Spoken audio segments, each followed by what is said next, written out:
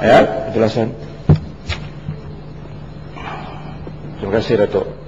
Terima kasih Yang Berhormat Menteri. Saya ingin merujuk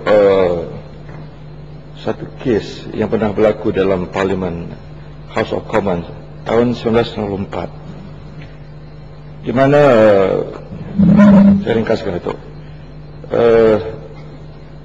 Lady Bevan Dibabak yang menjadi gundik kepada Ketua Staf Angkatan Bersenjata British, General Sir Peter Harding.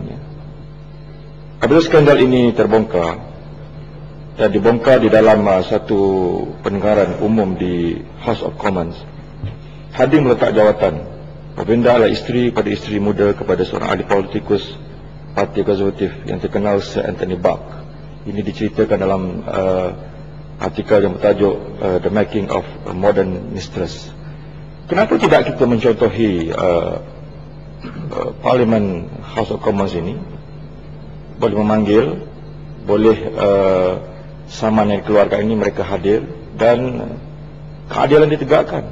Ini boleh membuktikan bahawa integriti satu-satu caucus ataupun select committee itu dapat dilihat oleh dunia yang ada pada hari ini.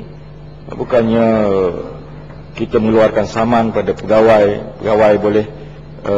boleh datang ataupun tidak datang, dan kenyataan menteri pula mengatakan sekiranya dia merasakan itu boleh menjebakkan dirinya dalam OSA dan seumpamanya, dia boleh tidak hadir.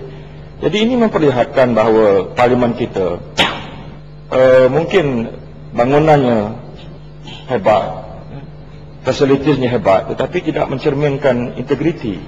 Jadi cuba kita melihat apa yang pernah berlaku dalam parlimen-parlimen dalam negara Commonwealth sebagai contoh yang telah memperlihatkan integriti mereka. Jadi saya harap kita tidak terlalu banyak alasan. Yang penting adalah kita membuktikan bahawa integriti itu dapat ditegakkan dan dilihat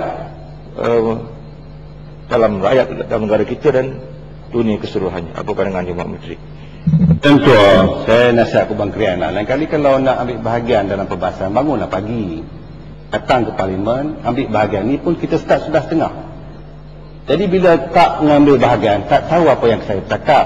Saya bercakap tentang dokumen rahsia di bawah Official Secrets Act.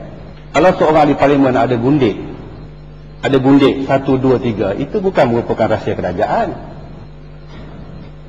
Saya harap lain kali jangan masuk tengah-tengah tak faham apa kita tengah bahas. Saya bahas tentang harta rahsia, buat permohonan, kita boleh berilah.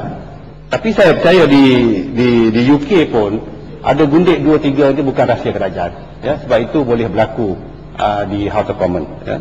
Tuan Ketua,